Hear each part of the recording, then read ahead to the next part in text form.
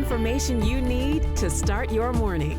This is TMJ4 News Today. I just know that he won't be available this week, and then we've got a great opponent we're going against, and then we'll address next week when we get there. Star quarterback Aaron Rodgers is officially out of this Sunday's game against the Kansas City Chiefs. And you heard Packers head coach Matt LaFleur there. He says he is not sure when he will be rejoining the team after Rodgers was placed on the team's COVID-19 list. And good morning, everyone. It is 4:30. You're watching TMJ4 News Today. Happy Thursday to you. I'm Susan Kim. We're going to have more on that Rodgers story coming up in just a moment. But first, let's get you out the door this morning. Our Brian Niznansky has your forecast, and I noticed I always tell you what the car temperature gauge says on my car. It said 29 today. Yeah, it's some 20s. It's the first time I think I've had a 20, something in the 20s. I believe it. Yeah, most spots away from Lake Michigan, 20s this morning. We're still hanging on the 30 here. Near the lake. Just comfortable, right? Yeah, I mean, we're getting used to it kind of now this time of year. Yeah. This still is below normal. I mean, I know it is November, but this is a chilly morning. 30 degrees right now in Milwaukee and across all of southeastern Wisconsin. Mostly 20s. You got Waukesha now officially at 27. Look at West Bend. They're the cold spot this morning at 21, 26 in Port Washington. Notice some of our far inland spots, not quite as cold as, say, West Bend, because there's more cloud cover here, and some of that cloud cover will be pushing in. Here it is. You can see again that initial edge of cloud cover starting to edge into Washington County, Waukesha County, and soon it will make it here to Milwaukee as well. So it does look like we will start off with some cloud cover. So if you're taking the dog for a walk or just walking yourself this morning, again with the chilly temperatures, we'll go yellow paw early this morning, but we do start to warm up. By noon, I do think we're back into the 40s for today. Your commute cast, no issues out there for your commute. 35 degrees for your morning commute eventually. Inland still in the 20s. Again, we'll look for a temperature into the 40s by this afternoon and becoming partly cloudy through the day today. So a little mix of clouds and sunshine for today, Susan, but we have sunshine and warmer temperatures into the weekend. Can't wait to show you the 7-day forecast in a little bit. Wow, that sounds lovely, Brian. Thank you. This morning, we are working to learn more about Aaron Rodgers' positive COVID-19 test. We got our hands on the NFL and NFL Players Association COVID protocols for the 2021 season to see if Rodgers and the team have been following the rules. Our Tom Durian has more on Rodgers' now disputed statement about immunization. Are you vaccinated, and what's your stance on vaccinations? Yeah, I've been immunized.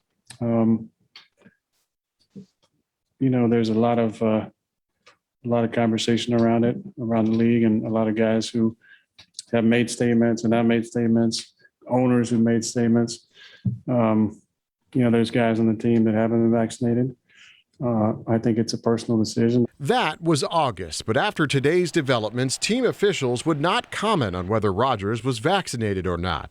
It has been reported that he took a homeopathic or holistic immunization treatment, not one of the 3 FDA-approved COVID shots. The team has known that Rodgers is not vaccinated. According to the letter of the NFL law, they have known this for a very long time. So has the star quarterback been following NFL COVID-19 protocols?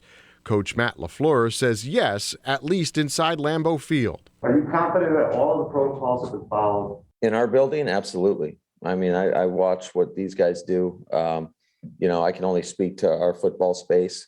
But yeah, absolutely. But NFL rules go far beyond Green Bay, and we found examples of violations, at the very least questionable practices. In the NFL rules, a Tier 1 individual consists of players and essential football personnel. And when it comes to masks, rules say all players and staff who are not fully vaccinated must wear masks at all times inside the club facility. We found Aaron Rodgers has spoken at press room events without a mask. When it comes to travel, it appears Rodgers shouldn't be traveling with the team. NFL rules say only vaccinated members should travel together. But we found these images from the Packers' official account showing him boarding the plane for Arizona just last week. And finally, activities outside of the team. Rules say unvaccinated Tier 1, 2, and 3 individuals, including players, are prohibited from gathering in groups of more than 3. Yet just last weekend, teammates posted this video of several players, including Rodgers, at a Halloween party. Fans are wishing the QB well, but they're nervous about the team without him. I'm really sad. I love watching football and love watching Aaron. I think we rely on Aaron Rodgers a lot to run the show. So hopefully we have another good backup. That's our Tom Durian reporting. It is unclear if Rodgers has been given some sort of religious or medical exemption. The team has remained quiet on the issue. As for the NFL investigation, the Packers could face potential fines into the hundreds of thousands of dollars if the league finds that protocols were violated. Rodgers will miss the Chiefs game, as we mentioned, and the earliest that he could return is one day before the Seattle Seahawks game, which is back at Lambeau Field. And until then, Jordan Love will be filling in as quarterback. Well, we'll find out, right? I know he's been working hard every day, and I think Luke Getsy does a great job with him, getting him prepared. The majority of his reps have taken place on the scout team. When we're doing those scout teams and in practice, you try to take whatever's on the card or whatever play they're running and put it into our terms to help the development process. Definitely a better grasp of the playbook. He's a young leader, and you could definitely hear him more vocal in the huddle, step up, take control of the huddle, which is what you love to see out of your quarterback. This story is still developing. We expect to hear today from Packers president Mark Murphy at a news conference this morning that was previously scheduled on a different topic, but questions about Rodgers are sure to come up. Download our TMJ4 News app for the latest alerts and live streaming coverage. It is a waiting game for those parents who want to get their kids vaccinated. Some places are already getting shots into arms. Others, including Sage Pharmacy, which is in Shorewood, say that they are ready to go as soon as their vaccine shipments arrive. We expect to do somewhere between 30 and 50 doses, or 50 kids a day. Kids sometimes take a little bit longer because there's a little bit of a fear factor in that kind of thing.